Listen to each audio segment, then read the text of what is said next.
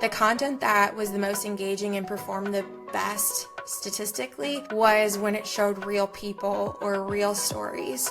There's a balance that you need to include some other content, but people want to connect with the people behind the brand as well. And so I would say that that's like a huge mistake that people can learn from and is probably a relatively easy one to fix. Welcome to Marketing Happy Hour. I'm Cassie, consultant, podcaster, and your host. Every Thursday, you'll hear episodes packed with insights from brand leaders on an array of topics, from crafting effective marketing strategies and hitting career goals to building leadership skills and launching your own business. Inspired by those unfiltered happy hour combos with peers, this show is all about practical, empowering chats to support your professional journey. So grab your favorite drink and let's get to the episode. Hi, Brie. Welcome to Marketing Happy Hour. How are you? Hello, I am doing well. How are you? Thank you so much for having me. Oh my gosh, of course. You and I met over the summer. We collaborated on an internship program that we were both a part of, which was so fun, and just learned more about what you currently do, which we'll dive into here in a minute. And you're just a wealth of knowledge and expertise and everything. So I can't wait to learn more about you personally, but also I just think everyone's going to benefit greatly from this conversation. So again, thanks for being here. Really appreciate it. Oh, thank you. That was so much fun. I'm so glad that we were partnered for the internship program and worked with some really, really neat students, and it was a lot of fun. Yeah, it was such a valuable experience, I think, for me personally. I love the next generation, like hearing about what they're thinking through and just the way that they learn and everything. And I think that's something I tell my peers all the time. I'm like, if you have that kind of opportunity to speak to whether it's high school, college students, there's a lot we can learn as marketers from them, but also just the value of being able to like pour into that age group is really, really awesome. And I know hopefully they enjoy it too. I So know, I hope so yeah. too, but yeah, I completely agree with you. And just the energy that they bring and their curiosity and their questions too. Yeah, anyone that has the opportunity to, it's an amazing experience wherever you can do something like that. Yes. Yeah. Great way, great goal to kick off 2025, I guess. When we're recording this, we're talking early in the year. It's a really good goal. It's something I'm hoping to do more this year. So we'll see. But Brie, I have to ask you in true Marketing Happy Hour fashion, what have you been sipping on lately, or what do you have in your glass right now? Oh, goodness. Okay. Well, I have been consuming so much water because I told you I've been a little sick. So been really boring there. I'm also currently trying to keep the holiday feeling going, and I am obsessed with my coffee with the Chobani peppermint mocha creamer. Oh, it is so good. And it's probably like the amount that I drink is so unhealthy, but I absolutely love it. Other than that, I was telling you I just got back from Canada, so I had some like fun cocktails while we were up there, some holiday. I was very much in a Canadian holiday spirit where it Love was that. cozy. So that's fun. That's been my go-tos lately. That's so fun. I too have been trying to hold on to the holiday season and to Christmas and everything. So any chance I can get, like if I go to Starbucks, peppermint's always in my drink, that kind of thing, pretty much year round, which I don't know if Honestly, that's same. like a best practice for coffee purchasing, but it's okay. Like we'll just run with it. But yeah, I'm really trying to hold on to the season. It was wonderful. And so I am right there with you.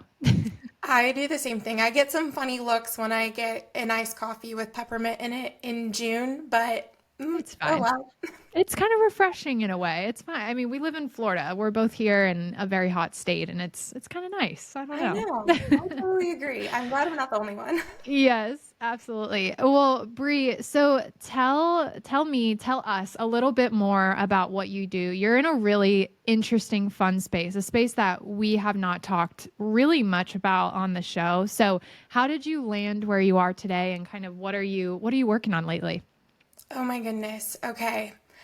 I've thought about this because I knew we were gonna like kick off in this direction, and it's like, where do I even start with that? There's so much to say, so you have to cut me off too if you're like, stop, free, stop. Um, So I'll like just some brief history because it actually kind of ties into where I'm at right now, which is really weird. But out of school, I went to University of Florida. I'm originally from Iowa, actually, but then moved down to Florida to go to school and for a few other reasons. And out of school, I was an associate producer for a TV station in Tampa. And that is like the not the beginning, but I knew early on that I just loved storytelling and working in TV. That is basically all you do is share people's stories. Even on the associate producer side, you do so much writing, so much video editing.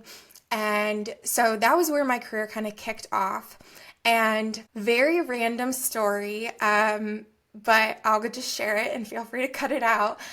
So I was working there. I was in a long distance relationship with my boyfriend, who is now my husband. He was over in Southeast Florida, and I knew that I kind of wanted to make a jump to marketing, a marketing position of some sort, and to eliminate the long distance that we were dealing with. So I was with some friends up in Tallahassee, Florida, which is where my husband is from. And someone was asking me, what I'm doing. I said, I'm working at this TV station. I really want to get into a full-time marketing position though, for some other reasons too. And they go, well, I think you should reach out to this person who can put you in contact with somebody else. And so I contacted that person. They put me in touch with somebody else. And that person ended up becoming my boss at a company called Invera. At the time, they really had no one dedicated to their marketing efforts. They had minimal content. They also needed some assistance with business development, BD. And so I took a huge leap of faith and joined this company because I wanted to learn, I wanted to grow, I wanted something new, and they were going to allow me to work out of Southeast Florida. And so I moved to that company. I left the TV world and the media world, which is also what I grew up around. It's what my parents did. So moved to that company, and I sort of built my way up in that company. So I worked there for 6 years and then decided it was time for a new chapter too. I was the director of marketing and business development there and was really ready for the next thing. But I'm not going to lie, at the time, I didn't know what it was. And I know you and I like briefly talked about that over the summer. So I resigned from my position at Invera, and I took a break from work actually for a while. Was in a really fortunate position at that point to be able to take some time off, which I felt like I needed. And I started freelancing. I was mainly freelance ghostwriting and editing, as well as doing marketing for individuals, businesses, and other organizations. At the same time, my mom was also doing that, and we would collaborate on various projects. It's just nice to have someone to bounce ideas off of, and although we have different backgrounds, I would say our backgrounds typically complement one another. And so we were both freelancing, and we were approached to take on a client together. At that point, we actually ran some like test meetings to see how we really worked together in a business setting in a meeting scenario. And that was the beginning of our boutique business called The Craft Co., which she had actually like already established a few years prior. She purchased the LLC and everything to have a small business just in case she ever wanted to. And we officially decided to do that in early 2023. We were going to go down that path of building our small business, our small marketing and communications business. And so that's what we did. We specialized in that for companies of all sizes. So small businesses as well as large ones, nonprofits, and then some individuals as well, mainly being authors and other writers. And So that was really the beginning of Craft Co. We grew it to a team of four, which was really great and still is like a fantastic team. And then a couple of months ago, I was approached by Envera, and I am now back at Envera as their VP of marketing. And so I'm sort of functioning in both spaces. And that is the very long story of how we got here today. Oh my gosh, that's so awesome.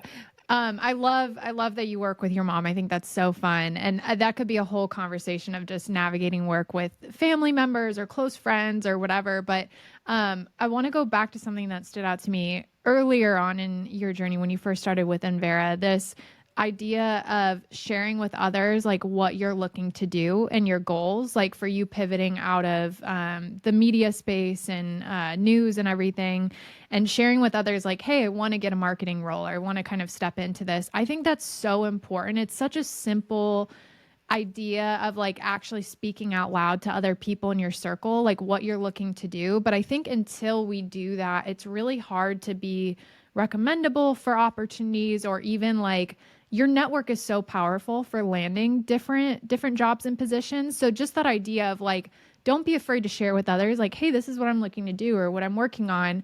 If you know anyone, let me know. And you never know what can kind of come out of those conversations. It's so true. And yeah, never underestimate your network and never be afraid to like extend that to and meet new Mhm. people.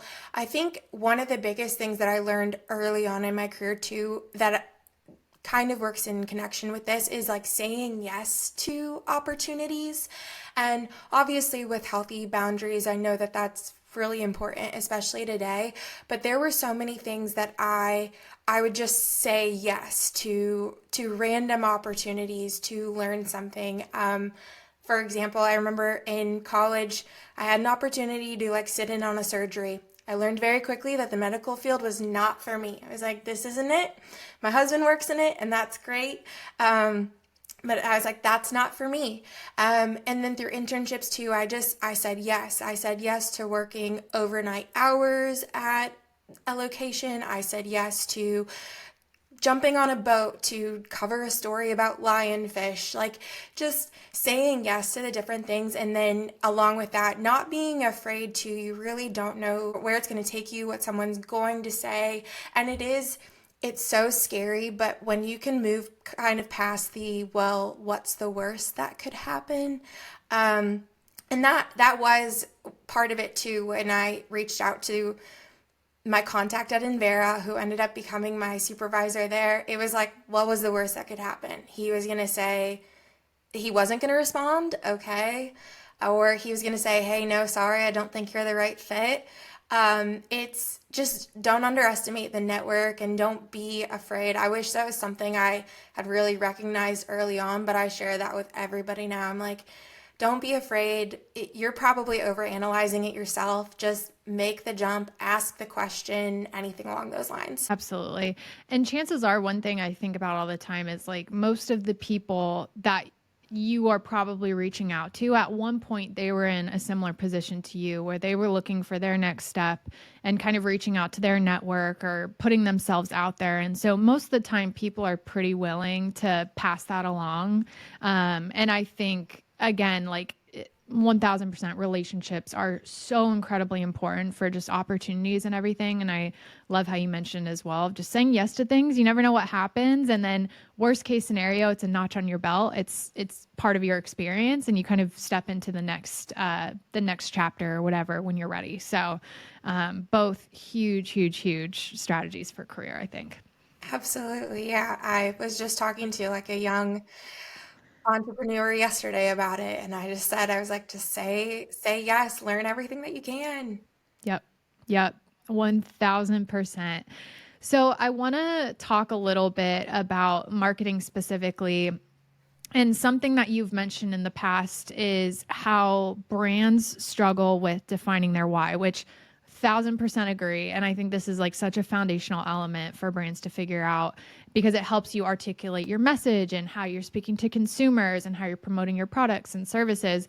So can you kind of walk us through how you specifically help businesses uncover their core identity and story? Like what's kind of the thinking or the strategizing that you'll do when you first start working with a client on that? So it definitely looks a little bit different for each one, but I'm happy to go through at least some of the things that we try to cover. I think one thing I always start with when needed and often needed is helping them to understand that strong brands don't just typically happen. Like they are intentionally crafted with clear messaging, authentic storytelling, and a really deep understanding of who they are and what their goals are, who their target audience is.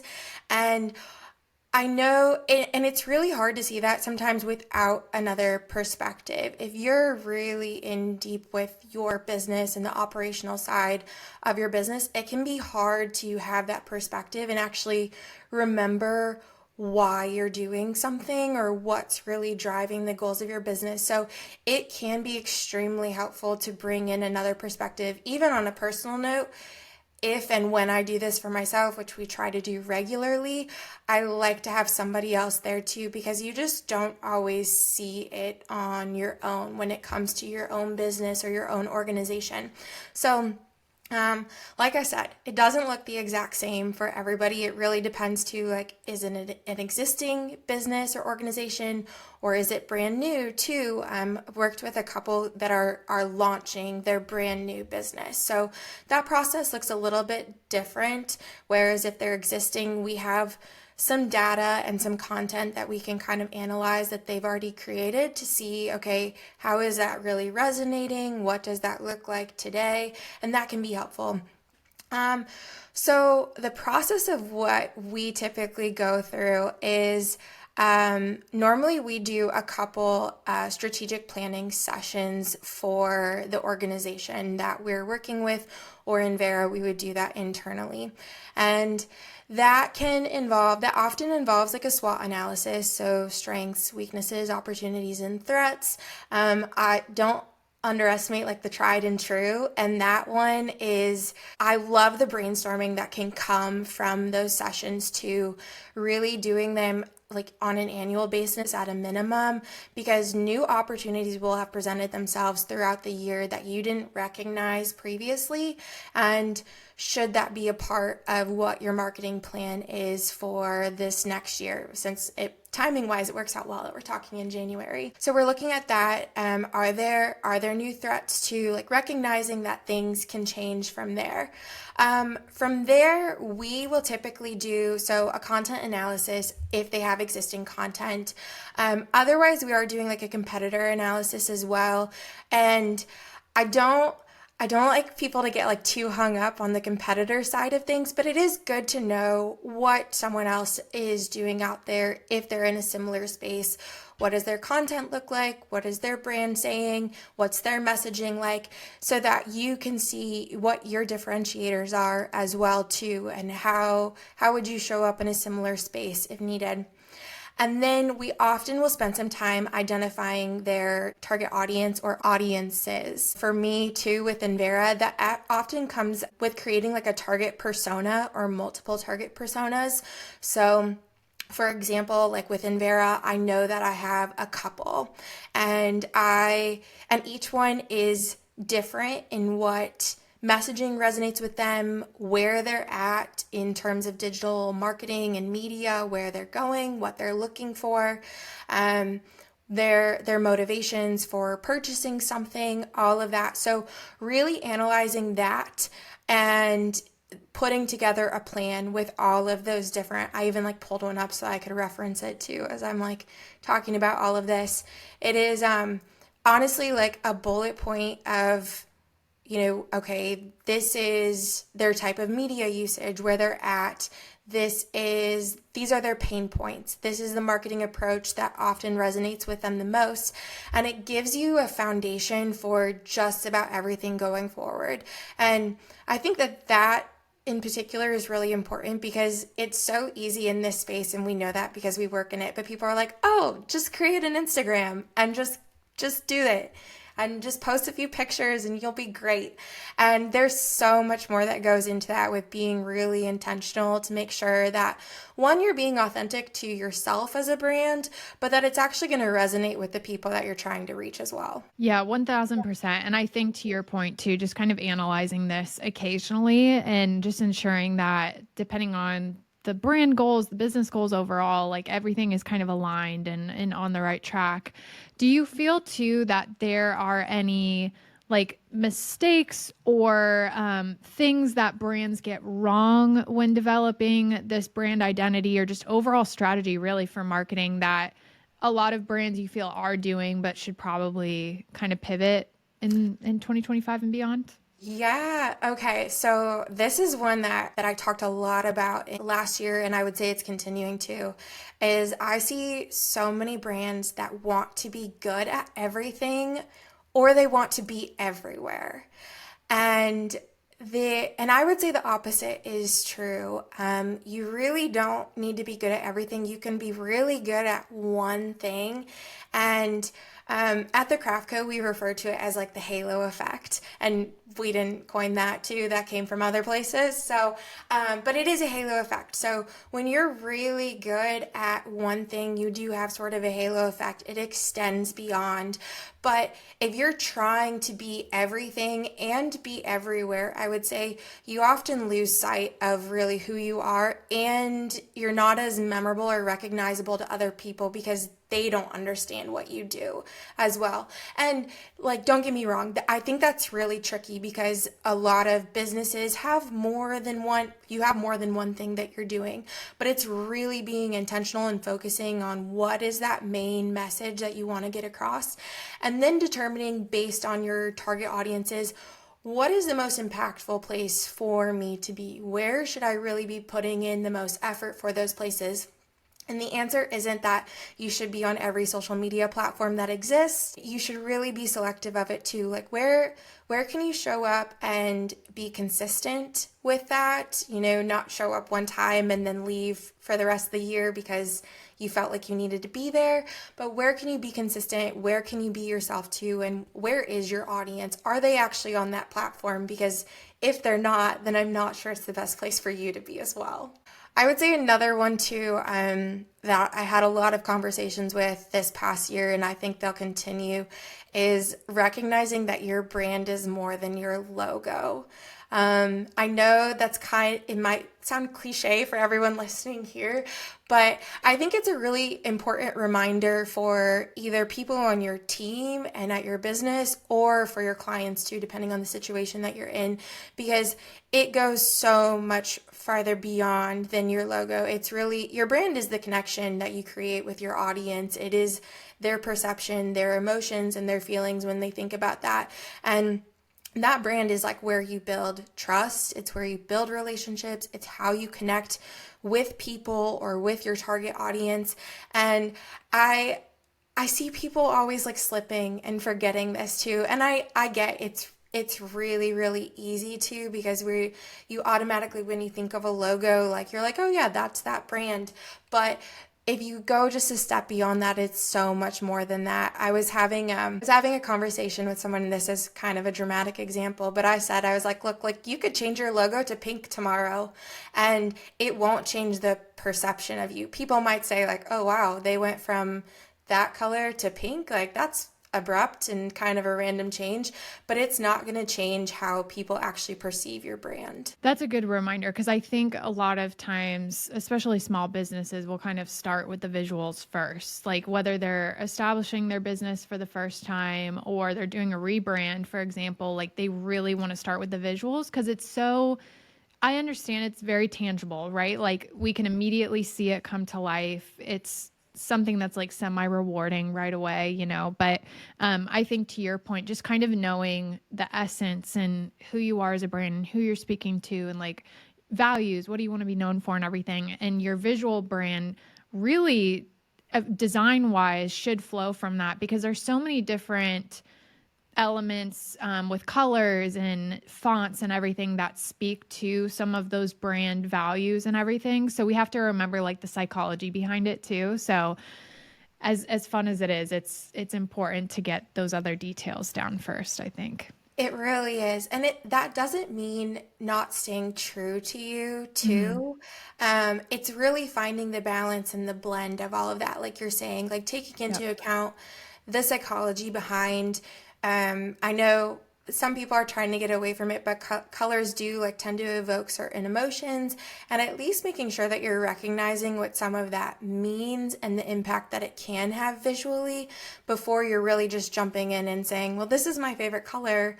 This should be my brand. Yeah. And it goes a little bit further beyond that. And it's worth it to take the time to actually analyze that and be really careful about what you select. Yeah, absolutely. So speaking too of kind of messaging and everything. So let's say you've gone through the process of getting your strategy in place. You kind of know how your brand wants to speak online, who you're talking to, what kind of those goals are. How important do you feel, being a writer, especially, like how important do you feel is copywriting and just overall, whether it's messaging on your website, on social, how does that play a part in connecting with the consumer? I know that's a pretty like straight up, like, well, duh question, but what do you feel, just coming from the background that you have, how important is good copywriting and ensuring that copy is aligned with your strategy and just everything really there? Oh, no, that's okay. I really like this question, and I feel like it's so timely right now. Um, Copywriting right now, everyone is kind of like, well, I can have someone else write it for me. And I don't mean someone else isn't an actual person, obviously. Like they're like, oh, I can have AI write it for me.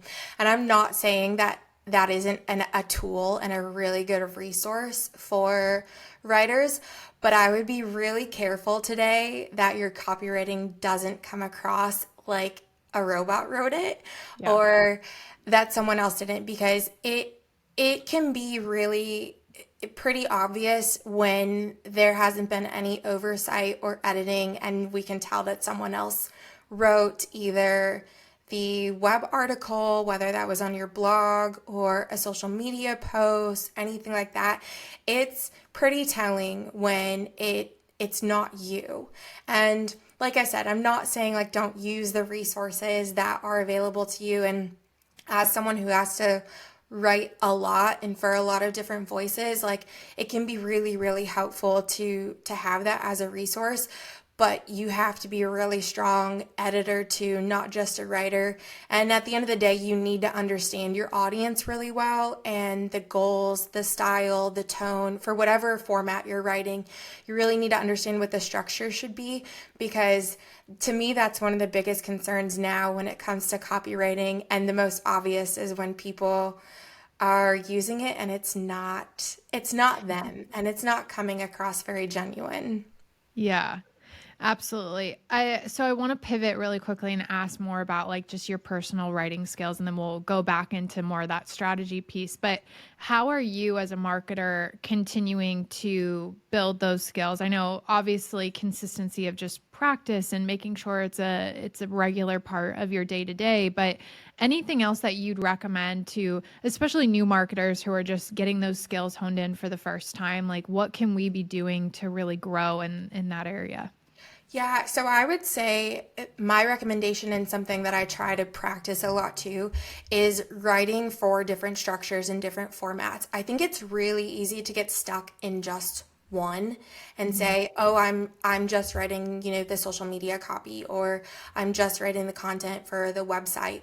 And to me that is such a good skill if you're new to the space, but also continuing to learn too, because in the time that we have been in this space, it's shifted and it's evolved. And so you have to continue to evolve with it too. But I think that's really how you hone the craft, is working with different structures in the digital marketing space. And I know that that's one piece that I like because it challenges me to make sure that I am using the different voices that I need to, the different structures, the different grammar, everything. Like if you're writing an article, you're going to be a little bit more grammatically correct depending on where that's going, and ideally you're still working with an editor, but you're going to have a lot more structure to that story, a flow, logical build, an argument, and a key message for that. Whereas the website content, you're probably going to be a little bit more conversational. It needs to be really easy to read. There's some technical side to that too that you need to take into consideration. And then social media, you're looking at, okay, is this concise? Is it engaging? Is there a call to action? Are we showing personality? There's length. There's so many different considerations. So that would be my biggest piece of advice to anyone, but also to myself, is to really make sure that you're not getting stuck in one. Even, I would say, even if you really, if you only work in social media too, like try to branch out every now and then and say, okay, you know what, I'm gonna write a blog post for about this or for this person, anything along those lines, or write a full article for something as well, because I think that that'll really push you in this space and help you to continue to learn. Yeah, I couldn't agree more. I think just being able to expand your horizons, and a lot of times that's something that we personally as professionals have to take on ourselves. Like, unfortunately, if you're a social media manager working for a brand, for example, you're not always going to be given the opportunity to like write a blog post, for example. So that's why I think we're seeing more and more professionals are starting Substacks, or they're writing articles on LinkedIn, or like starting their own blog on a website, which is so awesome because it's them being able to share their experience with other people, but it's also a way to kind of push your skill set too, I think. So that's a great reminder. Absolutely. No, I love seeing people sharing, where their lessons learned too in Mhm. those formats, and it's kind of a win-win. It's a win for your audience and a win for you too. Yeah, I couldn't agree more.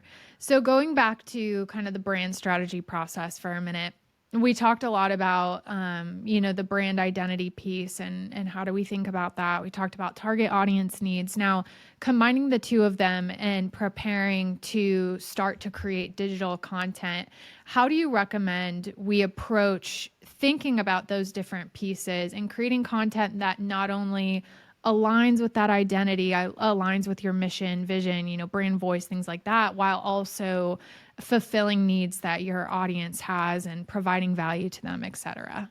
Sure. So I would say when possible, the my first thing would be like collaboration. And I don't mean that it needs to be collaboration with a huge team of people. Even just having one other person or a couple other people involved in that is really important for the overall message and the design of something when possible. And I know that that's not always the case as someone who often has to tackle both sides of it. But even if you do, making sure that you're still collaborating with someone else, someone who does understand the core message, the values, the mission, and the unique proposition too, so that they can have another set of eyes on that. Kind of how I mentioned, like never edit your own article. Hopefully, you're working with someone else too. The same would go for design, but making sure that you're collaborating with the right person. But I find that that is so crucial. Once you're really balancing the design and the messaging piece, having another set of eyes or another team member involved in that is so, so, so important. But then remembering too that like your design should ultimately enhance and align with that foundation message too. I think it's sometimes really for us as creatives, like sometimes you want to branch out, you want to do something new too, and there can be a space for that, but you really need to make sure that you're evoking the right emotions and reinforcing the brand that you've really worked so hard and strategically put together. The other thing I would say is when it comes to the design and almost all messages, like simple and clear is often the most powerful and the most memorable. Like, don't overcomplicate it, which I would say I probably have a tendency to do because, like, my brain goes a million miles a minute. So, being really clear and concise with your design is going to make your message shine through so much more. It makes it, when you do that too, like you're going to be more consistent. It's a little bit more seamless and then ultimately more recognizable. And when you're consistent with that, like I was saying, you should have like the same underlying message, sort of the same visual cues, the same tone, and all of that is really going to help resonate with your audience for people to build trust, to know who you are, and ultimately to know what you're about, like we were talking about. So, to kind of talking specifically about social, I know social is always evolving. It's very hard to keep up. But do you feel there are common mistakes just in general? I know you mentioned storytelling and making sure that's a priority and everything, but just common mistakes you see brands making on social in general, no matter what the algorithms are doing or kind of the formats that are available to us and how those are changing on a regular basis. Yeah, so I think one of the easiest ones even though I've heard a lot of people shout it from the rooftops, I still see so many people not doing it, is just not engaging with their audience, no matter the platform. Whether it's LinkedIn, whether it's Instagram, Facebook, TikTok, any of the above, not engaging with their audience. And that truly can be like one of the simplest ways. If your audience is engaging with you, like that is such an amazing thing too. And so to just take a couple of seconds or a couple of minutes to give some genuine responses, and not, they don't have to be paragraphs, but just to show that you put in a little bit of thought, I think is one of the most powerful things you can do, and is such a common mistake across social media today. We already talked a little bit about it, but like not being focused on who they are and what they offer, that's a big one. And we see that.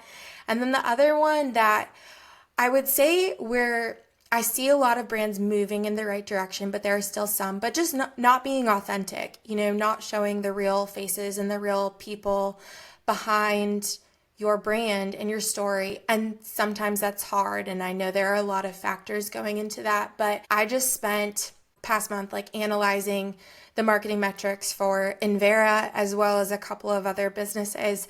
And the one common thing across all of them was that the content that was the most engaging and performed the best statistically was when it showed real people or real stories.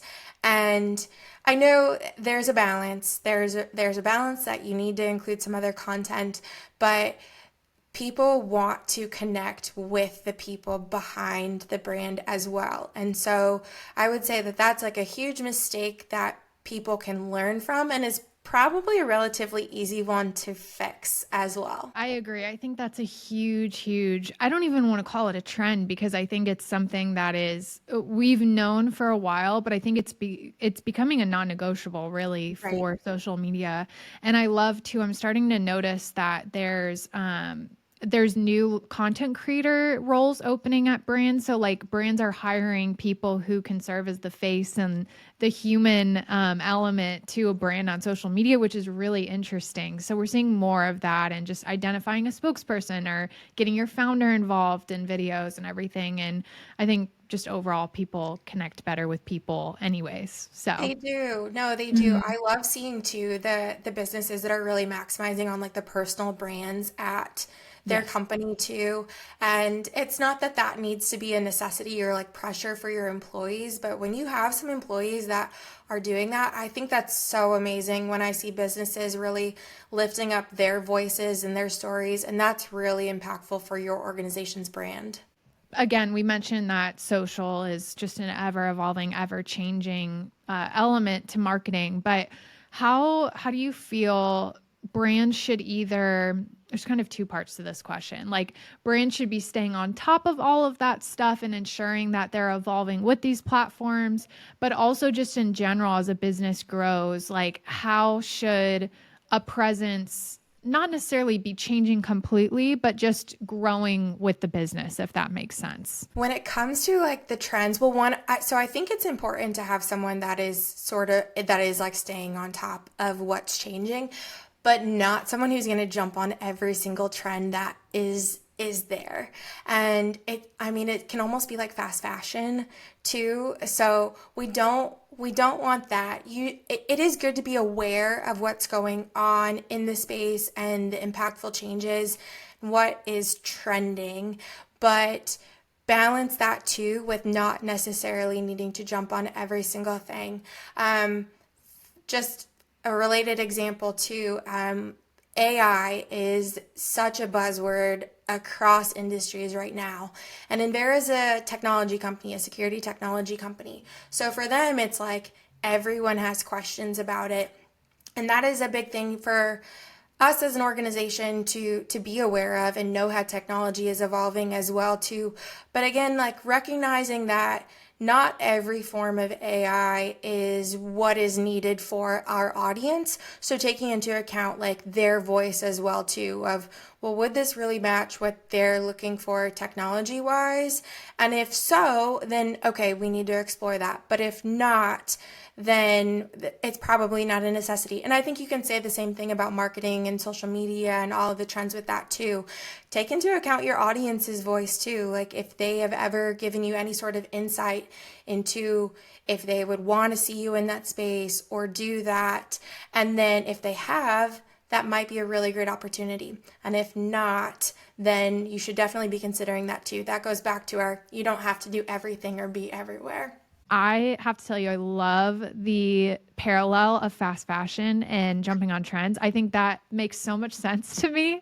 I think the funny thing about that is like it feels really good for like a minute when you're like, oh, I bought new clothes that are on trend, but it's like, oh, it doesn't long term, it doesn't really work or it doesn't last or it's not contributing to myself as a human being, for example, long term. So I love that. I think that's such an easy way to think about whether or not you should jump on trends. I think that's great.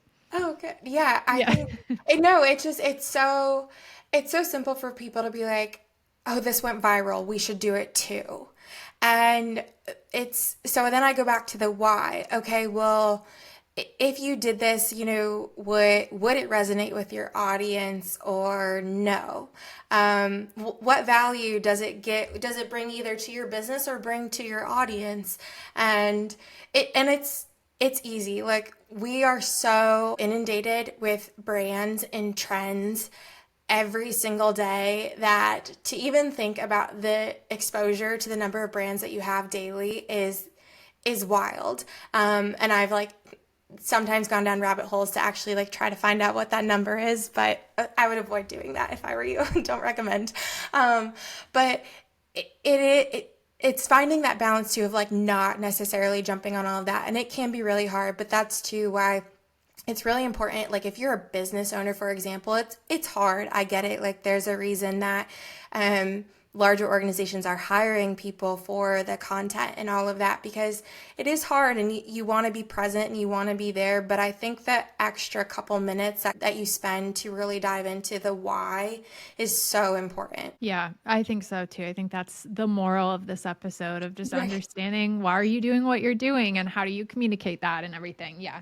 That's really important. I'm curious too, just like as marketing professionals, I feel like we get into this almost hamster wheel cycle of doing our day-to-day work and marketing and being on these platforms and everything. And I think it's a lot easier to keep your brain kind of fresh when you are working with a number of different types of brands and industries. However, I don't know about you. I still personally face that from time to time. Like I kind of hit a wall of inspiration and it's again, we're in this every single day, but there's also professionals out there who work in one specific industry and one brand, and that's it. And so I'm curious if you have any, resources or things that you do on a regular basis individually just to like stay inspired in this field and like keep the ideas fresh and get excited about what you're doing on a day to day. Anything you read, listen to, do, anything there? I'm really curious Yeah. to hear what you say. Oh, okay. Yeah. Yeah, well, so many things. So I'm an avid reader. Mm, I love reading for multiple reasons. Like one, I think that it's just so good for us mentally. But I'm also so I'm a big, if you can't tell, like I believe in marketing as like storytellers. Like I like that aspect of marketing. That's why I got into all of this. And so I am like fascinated with how stories are structured. And so I read them because I enjoy it and I love it and I think it's fine to read for escapism. But I also really enjoy analyzing how a story came to be and what the process was like, what that flow looked like. And I do find that that can be really inspiring for me, even if it's totally unrelated to security technology. I'm not going to lie. I don't read a lot of like fiction about security technology. So that's definitely one way that I stay fresh. I think it's good for like mental well-being, but it is really inspiring too. And it helps with my skill set too, with writing and editing across different platforms and structures and all of that. I also think sometimes one of the simplest things that you can do is go work somewhere else. And I know that that is not an option for everybody. For me, being someone who really has to balance like the creative with the analytical, sometimes being in a different space, it's not very distracting for me. Like I can put headphones in, but I do like to work from a different space, and that can just really like jog my brain a little bit. Especially, I write a lot of articles for Envera too because that's a part of my job, but I really like to educate people on where security is headed for them too. And so being able to write from a different space just helps so much with all of that as opposed to being stuck in like the same four walls. So that is one thing. I'm a big podcast listener to all sorts. I love this podcast because I feel like I learn something from every guest that you have. But other ones as well too, like because it's interesting to just hear how they communicate whatever they're talking about. And so I find that can be really impactful. Those are definitely some of the way, probably the key ways that I would say I stay inspired. But then too, like I love to just follow different organizations that like really are inspiring me no matter what industry they're in on social media. I think it's really neat to see like how they create, and sometimes they'll take a note. I'm like, oh man, that was so good. I wonder if there's a way for me to apply that, like spin it and make sure that it's like this, make it my own. But I really like the way that they did that, and I like being able to share that too across my team at Envera too. I know even like I was listening to Marketing Happy Hour and the whole warm email concept, Oh, yeah. and I was like, hey guys, we have been talking about this and we need to have a conversation about warm emails. Oh, I love that. Yeah, that one comes up so much. That was such a good little nugget there. I love that. I love to read as well. That's something that is, I think, to your point, so beneficial. I may be putting you on the spot here, but are there any fiction and or nonfiction books that you've read lately that you recommend? Oh my goodness. Okay, hold on. Let me look at my bookshelf. I like might even have to like pull up my Goodreads. I do see you have Happy Place by Emily Henry behind you. I do. I Um, haven't read that yet, but I'm a big Emily Henry oh, fan. okay. Um, I have Ashley Poston's newest, which is a novel story. I haven't read that yet, but I did in 2024. I read The 7 Year Slip, and I still think about that book.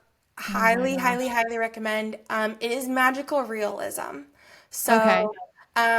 So yeah. So if you like romance, that one though, it'll tug on your heartstrings too. But That's fine. I love that. I absolutely loved it. Um, so I read the Crescent City series, which is Hmm. fantasy. I read Yeah. that late last year. Um, and so if you're a fantasy, romantasy Sarah J. Maas fan, I've officially read all of her books that are out. So I read those. Another one last year, like late last year, that I read that I would highly recommend is The Flame of Prometheus by Taryn L. Davidson. And this is going to be more of it's a dystopian Mhm. books. It's not fantasy, but it does kind of have that feel to it.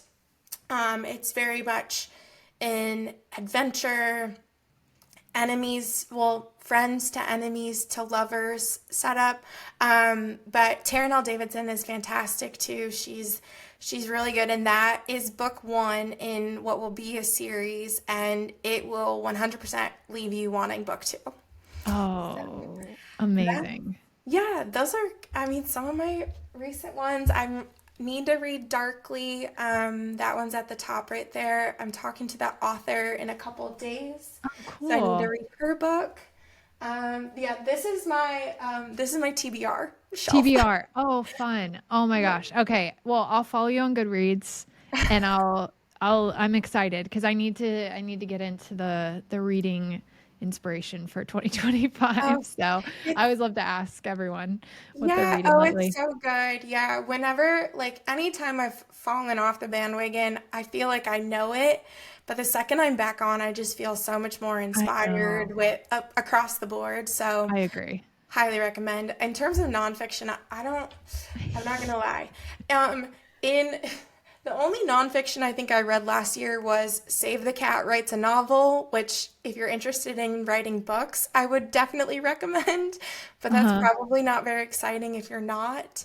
And then On Writing by Stephen King, which is Okay. also about writing. Oh, interesting. Yeah, last year I too didn't do a lot of nonfiction. I think the only nonfiction I read, which was fantastic, I was late to the game on this one, but Unreasonable Hospitality by Will Guidara. Yeah, yeah, It's yeah. very good. But that was it. I was in very much a fiction mode last year, which I think is good. Like as a professional, just like mixing it up a little bit. Prior to that, I was on a nonfiction train for a very long time. So I think just allowing our brains to kind of switch modes on a regular basis is good for creativity. I don't know, at least for me. But That's what I tell myself. yeah. Yeah, it's fine. But I'm excited to hear what you read in 2025 and I'm excited to follow you on Goodreads. I'll definitely do that. Um but Brie, I have to add, I feel like we could go in a million different directions just overall having more conversations, which we definitely will down the road. But I would love to ask one more question just as we close out here.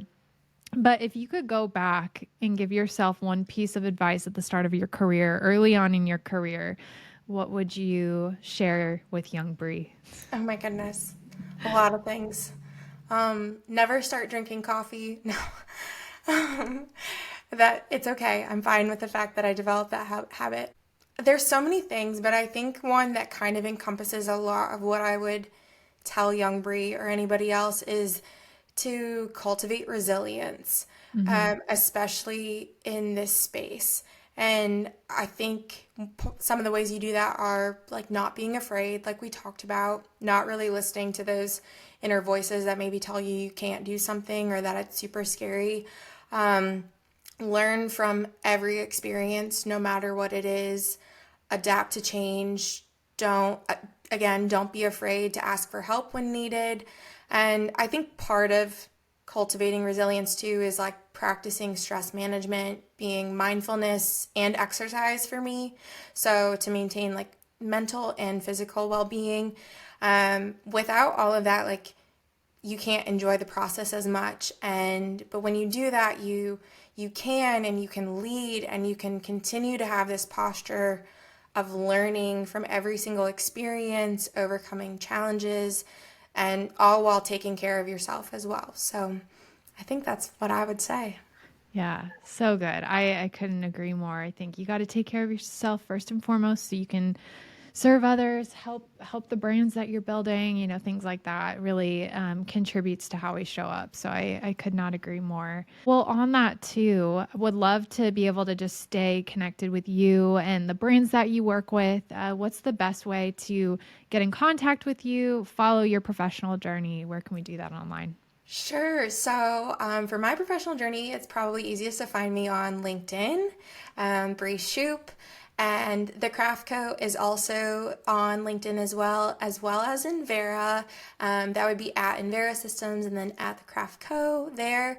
I also have a podcast on books, which is called Narratives and Nightcaps. You can find that on Instagram, and I talk to lots of different authors. So if you're ever interested in books, that's probably why I got so excited talking about books. But those are some of the best places to find me. But yeah, LinkedIn is probably best for me. You can find me on Instagram if you like to look at pictures of my dog. Excellent. Well, thank you so much. I feel like this was such a good, like, kind of reset for 2025 episode, just thinking about our social strategies. How are we building those moving forward and just setting ourselves up for success and our brands up for success in 2025. So thank you so much for just sharing everything with us today. Really appreciate it. Oh, thank you so much for having me. This is so much fun. Thank you so much for tuning into this week's episode. If you enjoyed this conversation, I would love your feedback. And if you're ready to take things to the next level, sign up for my weekly newsletter in the show notes. You'll get weekly career and marketing insights straight to your inbox. And if you have an idea for a future Marketing Happy Hour episode, shoot me an email, hello@marketinghappyhr.com. Thank you again, and I'll see you next Thursday.